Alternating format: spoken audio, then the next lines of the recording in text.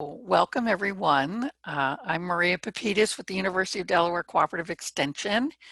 And today we're going to do a little presentation on managing financial stressors resiliently. And I am really pleased to say that this is a cooperative effort between University of Delaware Cooperative Extension, the Delaware Money School, and our Delaware Division of Libraries. And all these institutions are working together to offer this program. So today we're going to be reviewing some signs of stress and typical financial stressors, talking about resiliency and resiliency thinking, and some of the characteristics that resilient individuals and families have, and that we can strengthen. Talk a little bit about the handouts that I gave you, the tool that can help you plan and think about, how to integrate resiliency thinking in your problem solving and managing financial stressors, and talk a little bit about some techniques to manage stress. So please feel free to type in the chat any questions you might have. Okay, so defining stress. So what is stress? Obviously we know what it feels like to have stress, but certainly stress is when there's kind of a physical or mental disharmony with managing, as we face sort of challenges in our life. And, how do we know when we're feeling stressed? Well, you all could probably tell me, right? There are physical, mental, emotional, and social signs for stress. And so here are some of those listed. So in terms of physical reactions, we could get headaches and stomach aches and backaches and, high blood pressure and high blood sugar, nausea, racing heart. All of those are kind of physical signals of stress. And in our mind, we might be anxious or angry or sad, feeling hopeless. And those are kind of some of the feelings that we might experience. And then, sometimes how do we know we're stressed? Well, there may be kind of things that end up happening, like we can't sleep, or we eat too much, or we don't eat enough. We might increase our use of cigarettes or alcohol or drugs, or we yell or we scream or we break things, or some people just withdraw, right? So there's manifestations of stress that happen. And these can happen no matter what kind of stress, right? So if we're talking about financial stressors, these same things can happen to us with financial stress. So here are some of the ones that I came up with, that could cause financial stress. For many families, it's when there's low or no income. And certainly in this time of the pandemic with so many layoffs or furloughs, that is a real stressor for almost a quarter of our families. There could be stress around debt and how much debt people are carrying. There could be stress around this difference and clash, either within oneself or within a family unit, around the differences in needs versus wants. I know I find this happening all the time with just teenagers, right? In terms of what they feel is a need versus what I might call a want, right? Disagreements with family members. And this can be sort of just during this time of the pandemic, or it could be ongoing, right? And some of that may be based in differences in values around money, or personality differences around money. Uncertain markets, that can cause us a lot of stress. Some of that we can't control.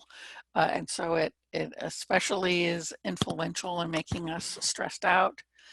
There could be unexpected expenses, issues around caregiving, maybe having to take care of children or aging parents, and how that may add to the financial stress, and things around health care, right, and health insurance.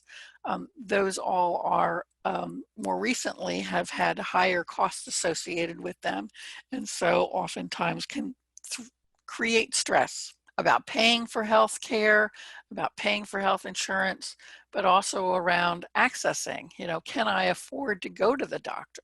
So let's just talk a little bit about stress and our bodies. I wanted to share this video. I thought this was, I found this video recently, and the image, the characters in the video are, to say the least, a little weird, but the message and the information is pretty telling.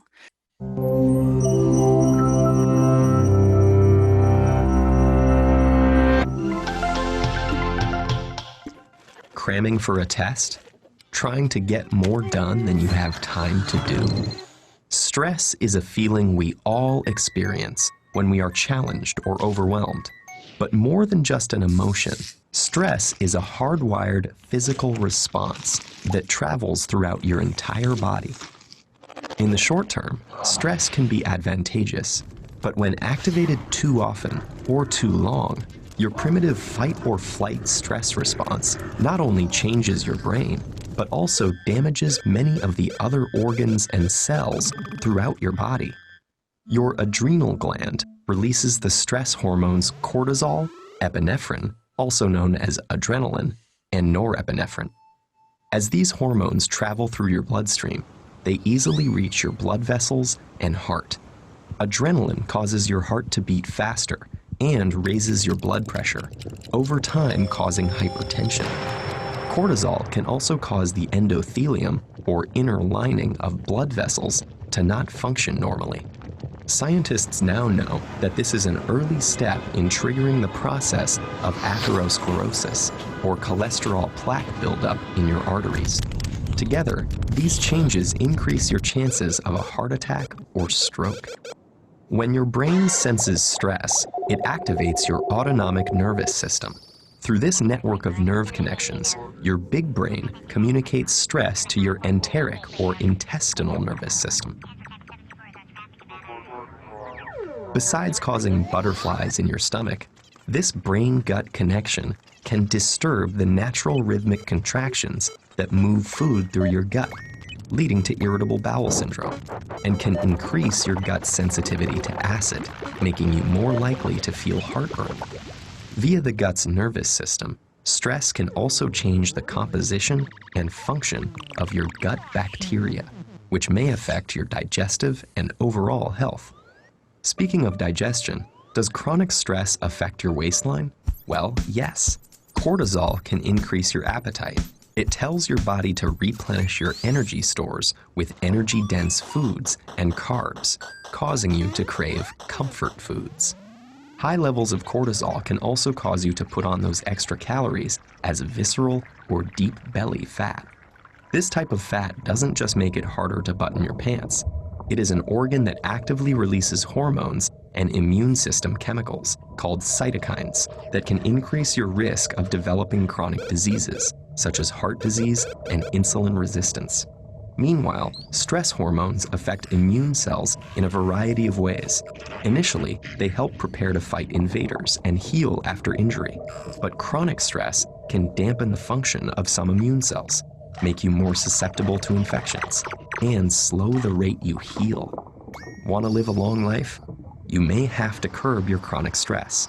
That's because it has even been associated with shortened telomeres, the shoelace tip ends of chromosomes that measure a cell's age. Telomeres cap chromosomes to allow DNA to get copied every time a cell divides without damaging the cell's genetic code.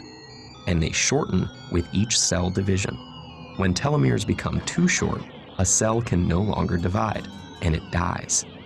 As if all that weren't enough, chronic stress has even more ways it can sabotage your health, including acne, hair loss, sexual dysfunction, headaches, muscle tension, difficulty concentrating, fatigue, and irritability.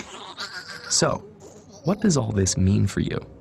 Your life will always be filled with stressful situations, but what matters to your brain and entire body is how you respond to that stress.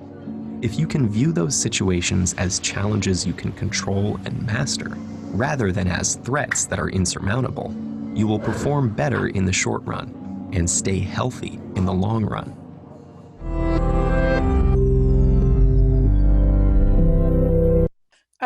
But I think why I like that video is that it really helps us see it's not just in our head, right? There are physical manifestations for the stressors that we carry around.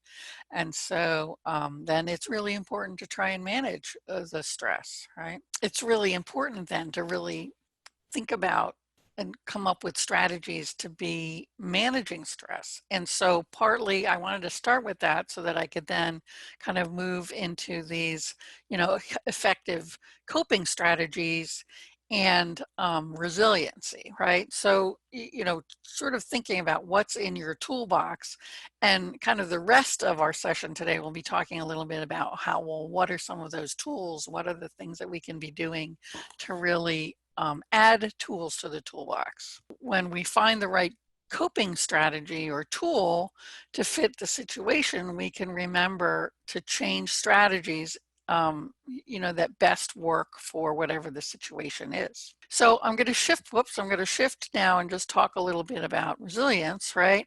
And resilience is really the ability to not only survive, but thrive. And what that really means is that in order to remain strong, we must, right, stretch ourselves and try to spring forward. So how about some definitions of resiliency? So resiliency is the capacity to cultivate strengths to positively meet challenges. It's about rebounding from adversity, kind of more strengthened and more resourceful.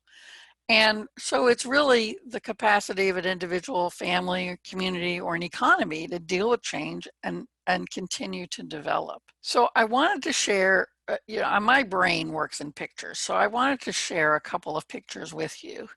And so this is a theoretical model, right, that a woman named Froma Walsh has put together. She's been studying family resilience for over 35 years. And so this picture, what is this picture? This picture kind of speaks to, kind of stressors over time, and that stressors happen at multiple levels, right? Us individually in our bodies, within the family, within the community, within the kind of almost the socio-cultural parts of our world. And the stressors change over time, and that no matter what level you're on, right, individual, family, community, social culture, there are these things that impact and that influence our ability to be resilient. And so look in the upper right-hand corner, they talk about belief systems and the ability to make meaning out of whatever this issue is. Having kind of a positive outlook or hope. And thirdly, sort of this idea of being connected to something in a transcendental way, or having a connection to spirituality that kind of gives us a sense of something bigger than us, right? So those are key pieces. Secondly is this kind of bottom right-hand corner, which talks about communication process. Being able to clearly communicate, being able to share emotions, not just facts, and then being able to problem solve and even prevent situations. And then lastly, it's about what's the organizational process? Is there flexibility? Is there connectedness? Are there social and community resources that we can pull in to try and address whatever the demand is or the stressor? These are key tools, right, to creating resilience within families. I wanted to share another visual. This comes from a study and a different person that has studied family resilience, and it's from Patterson, J.M. Patterson, and it really focuses on the interactions of family members and on the outcomes which can result in resilience. And I kind of like this picture because it kind of talks about, what are those demands, the strains, the daily hassles, and how do we make meaning out of those, both the situation, from the family identity, from the individuals who are in the family and their perceptions of the demand, and then also kind of the worldview. What are those meanings that we have about that, right? And then lastly, what are the capabilities? And so what are those resources or coping behaviors? And I like the kind of this teeter-totter approach, right? Because if things are sort of balanced, then we're doing okay, right? But when a crisis hits, there may be some things that we need to adjust or reframe or pull resources from in order to rebalance ourselves. But that all of those things really impact how off balance we get. What I like about this is it really speaks to the interdependence or the interrelationship between individuals, right? Because my view of a certain situation may be different than my partner's view of a situation. They may be stressed out. I may not. And how do we communicate that? And how do we redefine, what the situation is for us, and how do we manage, what resources do we bring, and what coping behaviors do we have to help, and how do we offset each other or support each other? So I really love this, like balance approach and the visual there. And I think it's important for us to be thinking about that as we think about how we manage some of the financial stressors. Be very specific, right? Some traits of resilient individuals are the things that are listed here, right? They view change as a challenge or an opportunity. There's a commitment to themselves, right? But also sort of what's important to them. They have a recognition that they have limits to their own control, but they have a realistic sense of what they can control and the choices that they can make. They engage the support of others. They have close, secure attachments to others. They have personal or collective goals. And there's a sense of self-efficacy. I can stand up for myself, right? They may have past successes they can build on, have a sense of humor, are action-oriented, but at the same time kind of have patience and tolerance for negative things that are happening. They'll be able to adapt to change.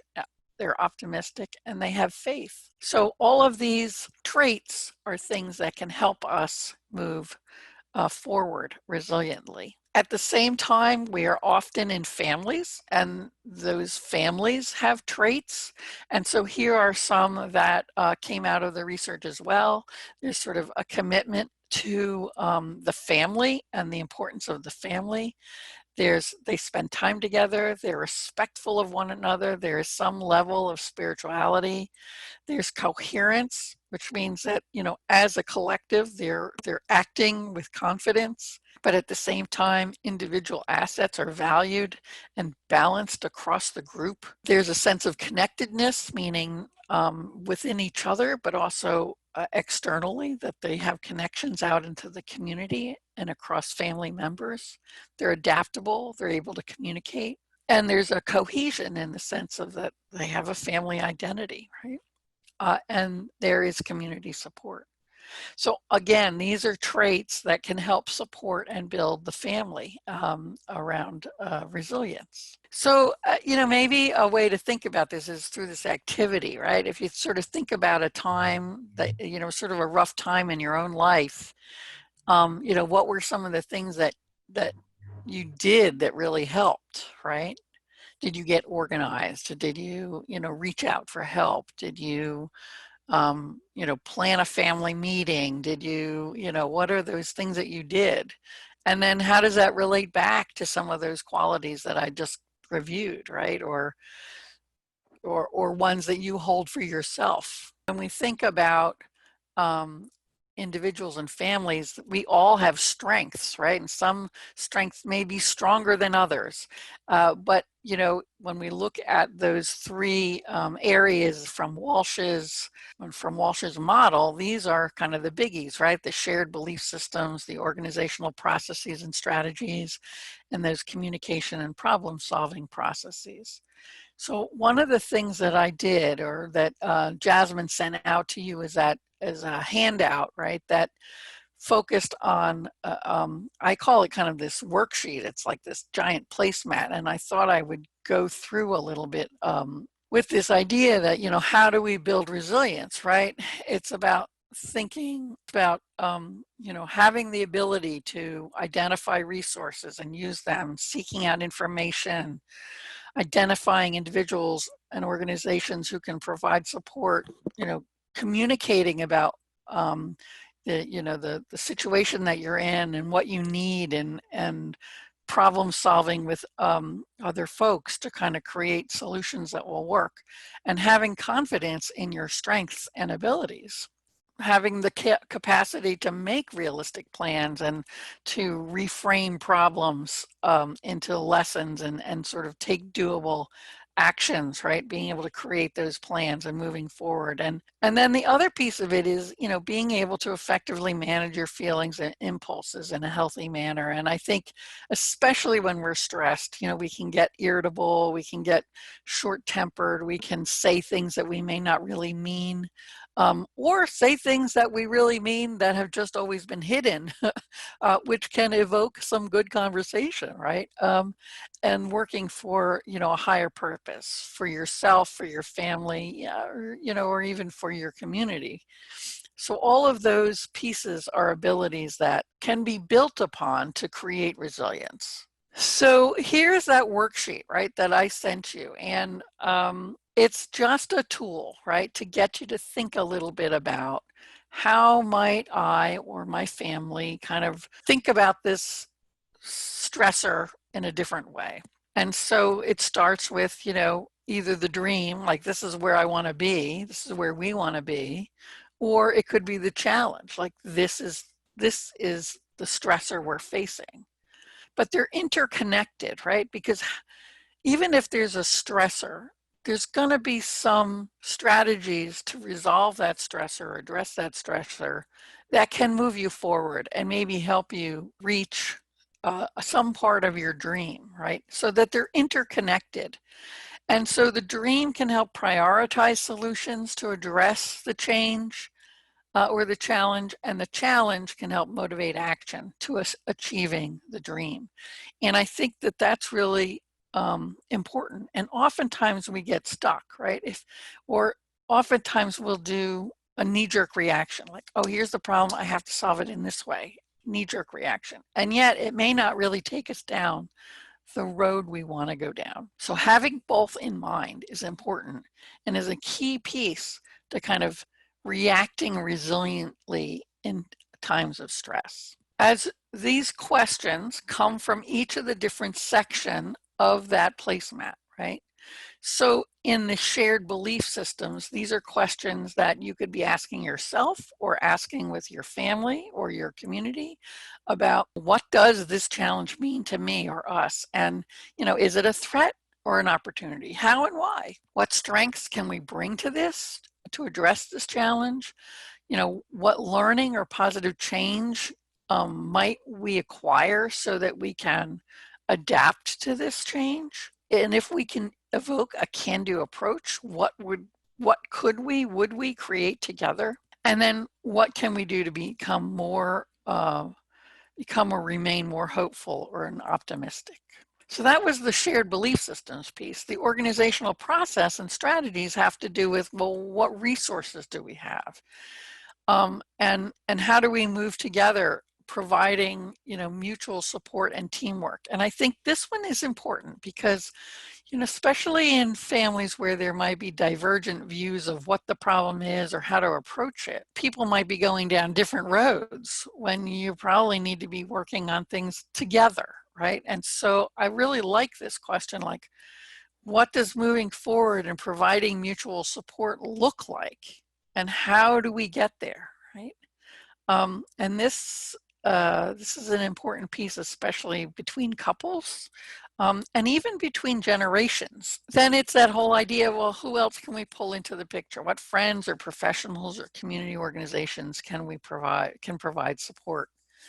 And what risk management strategies can we put in place or update? And so maybe that's insurances, right? Maybe that's what's in my savings account or our savings account. What strategies can really help enhance our financial security and balance our work and life? And then whose roles or which rules need to be adjusted to help address this challenge, right? So oftentimes within couples and families, people have roles, right? I manage the checkbook, they manage the financial investments, right? I'm the tough parent, you know, who kind of sets limits on what the kids can spend, and I'm, you know, the one that always says yes to the kids, right? So what rules and roles are in place that can be adjusted in a way, and hopefully, you know, move families in this or individuals in the same direction?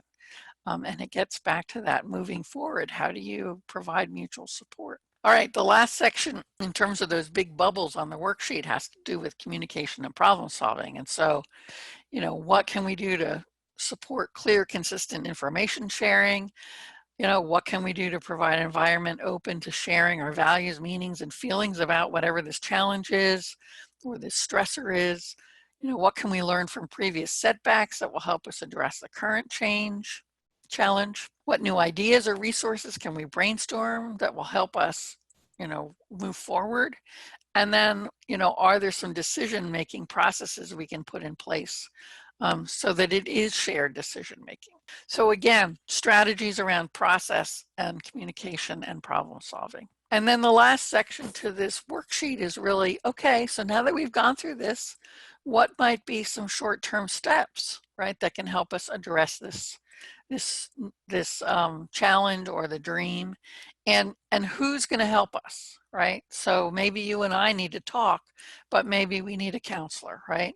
Or maybe we need to go to Health and Social Services office and talk with a social worker about getting additional resources so that we can pay our bills or put food on the table. Or certainly as action items are completed, right, you might want to revisit the worksheet to identify the next steps towards accomplishing the items in your dream area of the worksheet. So I think some key points to this are really about, you know, thinking about ways you seek to manage financial stress, and thinking about matching the strategies that you want to use to a particular need or stressor.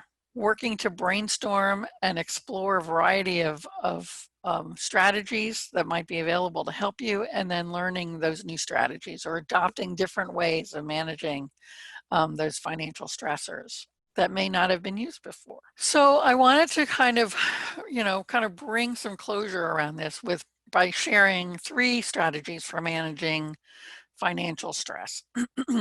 One is, you know, be careful, or, you know, kind of, it's addressing the notion of self-talk. And self-talk is the thing that you say to yourself, right? It's like, oh, I can't manage this, or, oh, I can't believe this is happening again, or, oh my goodness, why did I put myself in this situation again, right? But it could also be positive things like, my, you look fabulous today, or, oh, that was a good idea. I'm glad I came up with it, right? So it's this whole idea of being careful how you're talking to yourself, because you are listening, right? And those synapses in our brain are going to pay attention to what you say to yourself. Just like when other people say hurtful things to us and we feel hurt, if we say hurtful things to ourselves, we still hurt.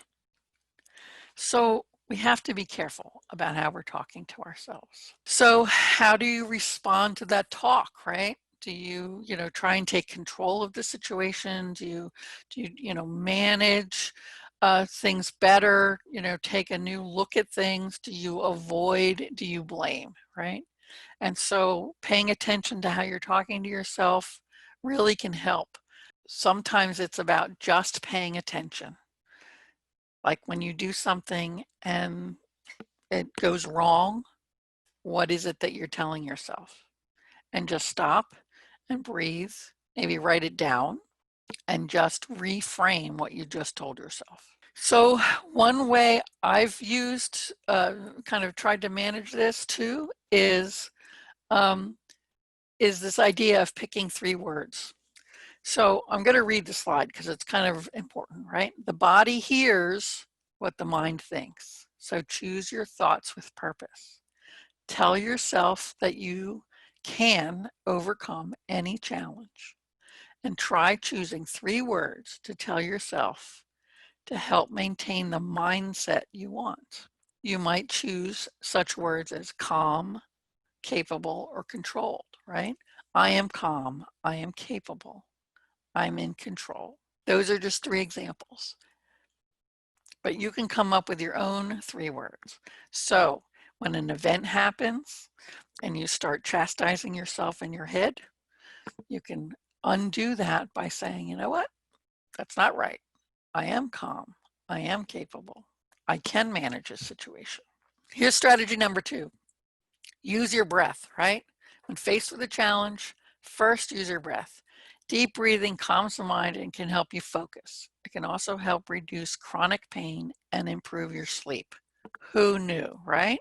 So we need to be taking deep breaths, doing things that will help us stay calm. And in the moment, in a crisis, when we're trying to, manage things, breathing is a great first step. Once we calm down a little bit, it may be about doing a little exercise, right? Someone earlier was saying that she's spending some more time walking and how helpful that has been in terms of managing balancing work and family and life and stress. And strategy 3 is this whole notion of using acceptance, right? If you don't like something, change it. If you can't change it, change the way you think about it. You can choose to change your attitude, and you can change how you choose to handle a situation. So, one of the things that I have found in the last 6 weeks or so is taking a deep breath and telling myself, you know what, some of these things are just not in my control. And it does no good to be upset about them because I can't control the outcome. And focusing on then things that I can control. And one of them is my attitude and my behavior and my gratitude. What about you, right? What is one new action you could start doing to help build resiliency for yourself, right? Think about that for a second. I'll just give you a second. What's one new action you could start doing to build resiliency for yourself?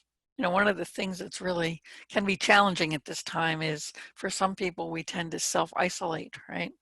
When we're upset and cranky or depressed or whatever, we self-isolate. And so, even if you're not someone who shares, find someone to hang out with who can at least hold your hand, right?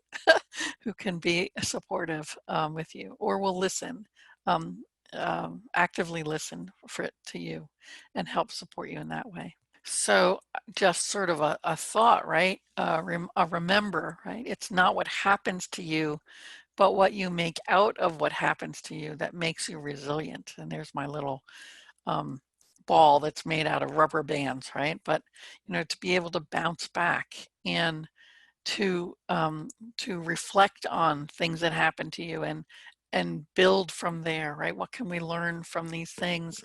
How do we manage our financial stressors in a way that will make us stronger in the future? So these are resources in terms of mental health resources that are out there in the community. The Delaware Health and Social Services has the Mobile Crisis Intervention Services. There is the Mental Health Association of Delaware and the National Alliance on Mental Illness. I have connections with both of those organizations, and one of the interesting things is that they have started kind of online support groups around a number of topics, whether you're caregiving, whether you're feeling like you're not a very good school teacher and yet that's your role, all sorts of kinds of things. And that would be a good place to start in terms of kind of finding emotional support, right, during these times. And then the contact lifeline is really 24/7 counseling in case you're feeling like you need that. But in terms of the financial resources, there's the Delaware Money School, right? There's the Cooperative Extension Service. There are accredited financial counselors and the Stand By Me financial coaching organization. So in Delaware, we have a lot of organizations that can help on the finance end as well as kind of the emotional health, the mental health, behavioral health. Well, okay, so you have those worksheets. And I think the second handout kind of gave some strategies around that stress management kinds of ideas that I shared in the webinar today. You have my email. If you need me, please reach out. I'm happy to have another conversation with you if you'd like. And otherwise, we are finished for today. And I hope it was helpful. I hope you take a moment and fill out our evaluation tool. And I want to thank you all for being with us today and sharing, what you've shared.